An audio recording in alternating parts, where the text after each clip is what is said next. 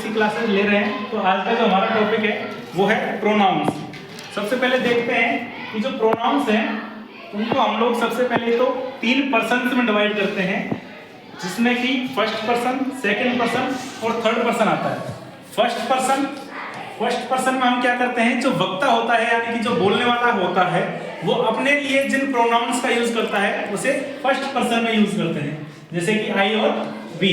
उसके बाद है सेकंड पर्सन यानी कि जो वक्ता होता है, जो बोलने वाला है, और जो सुनने वाला है, तो सुनने वाले के लिए जिन प्रोनाउन का यूज किया जाता है उन्हें सेकंड पर्सन प्रोनाउन कहा जाता है।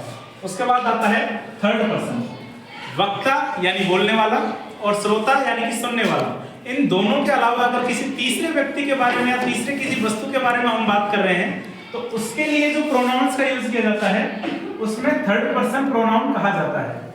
इनको प्लूरल, सिंगुलर प्लूरल इनमें बांटा जाता है।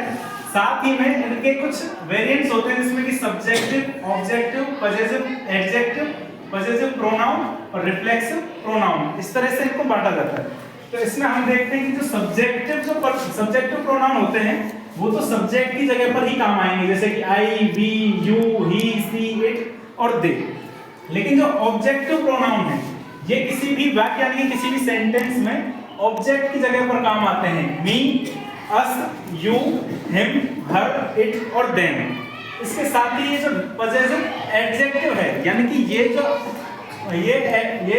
पजेसिव एडजेक्टिव के रूप में काम आता है। एडजेक्टिव यानी कि जो नाउन के आगे लगकर और उनको अपने साथ में संबंध स्थापित करते हैं, संबंध दिखाते हैं, जैसे कि माई यानी मेरा, आवर यानी हमारा, योर यानी तुम्हारा, हिज यानी उसका, हर यानी उसका स्त्रीलिंग के लिए, इट यानी उसका या इसका, और देम यानी उनका या उन सब का।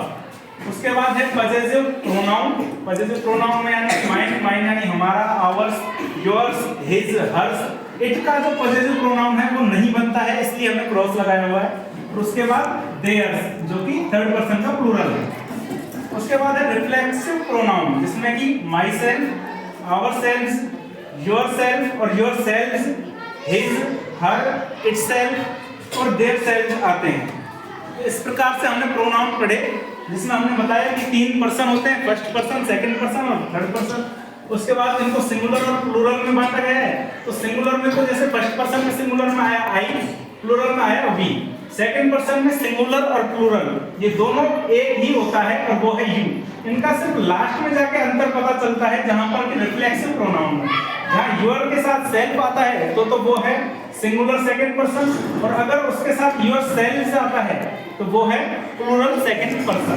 और उसके बाद थर्ड पर्सन में तो ही, सी, इट ये तो हो गए सिंगुलर और प्लूरल में हो गया दे।